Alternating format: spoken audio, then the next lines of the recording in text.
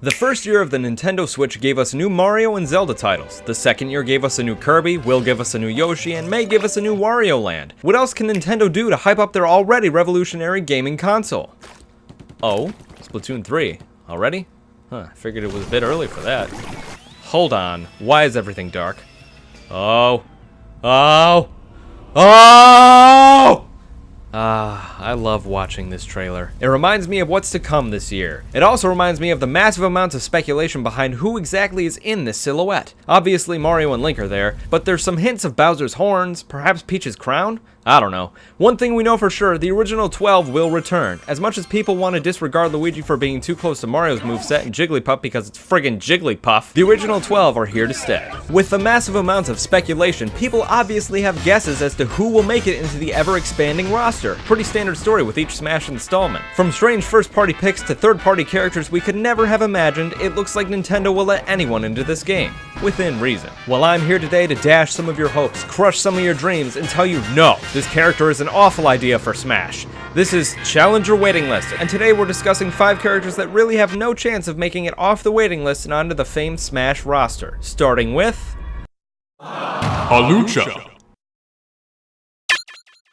Alright, we're gonna get this one out of the way right at the start. Lucha from the Pokemon games. This luchador bird first appeared in Pokemon X and Y and added himself to the long list of Pokemon that really should be in Smash. Unfortunately, this flying fighter is somewhere close to the bottom, between Emolga and Magnezone for some reason. Look at that, he's above Golduck. That's something. This bird might have an impressive design and moveset, but do you really think it deserves to be in Smash more than Hitmonlee or Hitmonchan? These characters, based off of Bruce Lee and Jackie Chan respectively, have been primed for the Smash spotlight for years, but have not gotten their time. While Little Mac is the best we can get for a Hitmonchan type character, Hitmonlee has actually appeared in the Smash series before. He appears as a Pokemon and a trophy, but guess who doesn't appear as a trophy? Not even a sticker. Lucha. While this Pokemon may be the first flying fighter type in the series, there are plenty of Pokemon that have been waiting for their time on the Smash Express a lot longer than Lucha. We're more likely to see the return of Pichu before we see the debut of this flying, fighting luchador bird.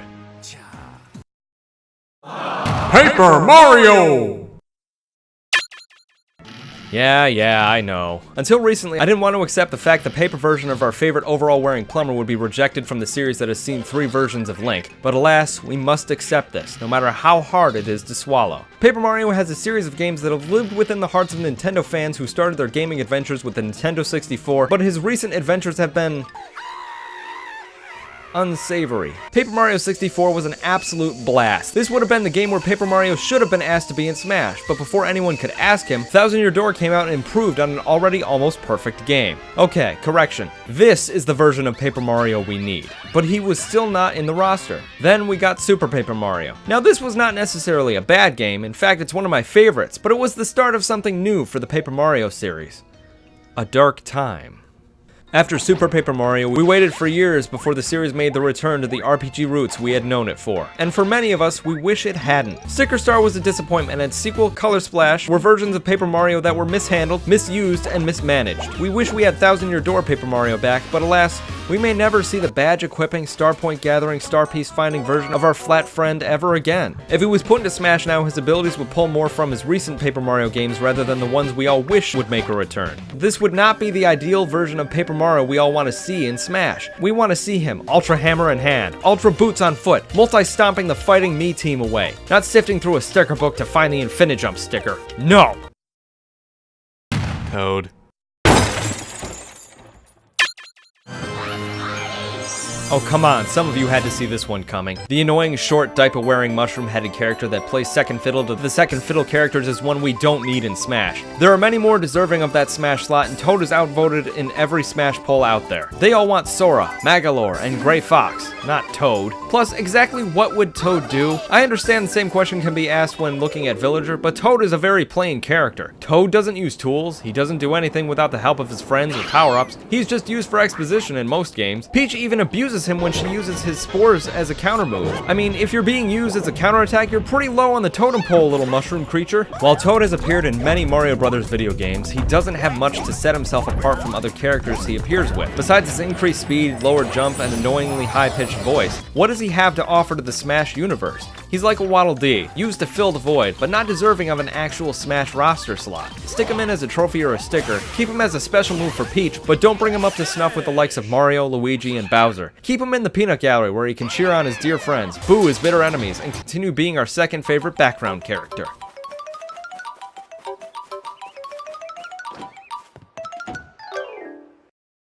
Bomberman! Bomberman was one of the staple game mascots in the early days of gaming. His titles were synonymous with the words fun and friendship ruining, much like today's installments of Mario Kart and Mario Party. I remember playing the Nintendo 64 installments with my brothers and having, pun intended, a blast. These titles also featured an ability that hasn't returned to the series, the ability to make your bombs even bigger. You could literally just pick them up, mash the A or B button, and the bomb would become even larger. This would increase the blast radius dramatically and would always kill me because I held the bomb too long. At least I had fun. As fun as the Bomberman games were, recent installments have featured him doing the same thing he's done since the first game. In fact, the only deviations in his game seems to be when he's stuck in an amusement park and he's forced to compete in carnival games to make any forward progress in the game. These games, while fun, lack any real Bomberman heart. Sure, they feature him, but you could put any character in front of a volcano and have them shoot down rocks with a gun. However, there is only one character you can trap in a crevice with a bomb and laugh as you wait for the bomb to go off and kill the player. While this character is fun in his fun for an hour games, we must mail his rejection letter. Bomberman has a problem in his main games that you can throw as many new levels and power-ups at as you want, but it won't solve it. He's boring. Bomberman has very few abilities in his base form. He can create one bomb and wait for it to explode. That's it. That won't do much on a Smash stage. Even with power-ups such as Bomb Throw, Bomb Grow, and Bomb Kick, Bomberman is still a very weak and rather stale character for a Smash game. His most recent Switch title is the perfect example of his abilities. One bomb. Waiting. Well, there it goes. Even when handing him multiple bombs, Bomberman is still a very dull character. Bomberman is a well-known character across the world with many fun titles to his name. Even Bomberman Land on the Wii has its moments. But I can't see this bomb summoning man taking on the likes of Ganondorf and Samus with his abilities. He would be outmatched in speed, skill, and moveset. Isaac, Phil, Matthew, Golden Sun representative. Golden Sun was one of the best RPG series you could play on the Game Boy Advance. The sequel was another fantastic adventure, and you could add Isaac's team to Felix's and travel with 8 characters. Sharing Djinn in battles between the 8 and strategizing for tougher boss characters was always one of my favorite parts of this game. Then, nothing. We waited for years for another installment of the Golden Sun series, knowing full well the story wasn't over. So much of the world needed exploring. That wasn't the end. Until Golden Sun Dark Dawn. Golden Sun is the third installment in the Golden Sun series and focuses mainly on Isaac's son Matthew and the adventures he goes on with his 3 companions. This adventure takes you to new and familiar places to meet and find out what happened to the old faces and fight new monsters and find new Djinn in new places. This new adventure featured some of my favorite music, some of my favorite story elements, and some of my favorite characters. Unfortunately, like Lost Age, we were still waiting for the next installment because, again, there were loose ends to tie up. The game even ended on a major cliffhanger even though it was a prominent problem in the beginning of the game and then never brought up again. Golden Sun can't just leave us hanging, wondering what happens next, but it has. For 8 years! The drought of Golden Sun content since Dark Dawn brings us to the main reason we will not and probably won't ever have a Golden Sun representative as a playable character in Smash Bros. His series is dead.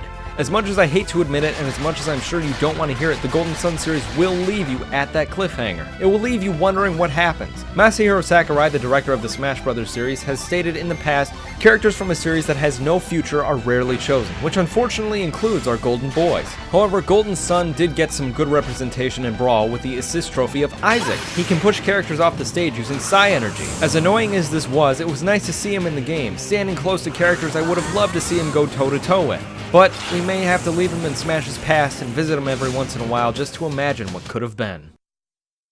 I hope you enjoyed this video and aren't too mad at me for the rejection letters I sent out. Do you agree or disagree with my picks for rejections? Let us know in the comments. As soon as you do that, hit the subscribe button. Then turn on notifications to be notified when NintenCity posts another video. Thanks for watching everyone, and see you next time.